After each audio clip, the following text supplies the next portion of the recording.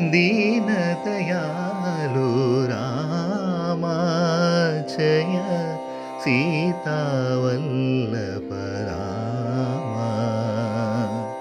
ദീനദയാലു രാമ ജയ സീതാവല്ലഭ രാമ.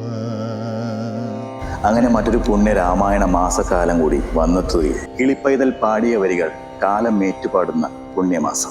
രാമകഥാശീലുകൾ മുഴങ്ങി കേൾക്കുന്ന പുലരികളും സന്ധ്യകളുമാണ് ഇനി അങ്ങോട്ട്. രാമായണ മാസത്തെ വരവേൽക്കാൻ വിവിധ പരിപാടികളുമായി സാത്വികം ഒരുങ്ങിക്കഴിഞ്ഞു.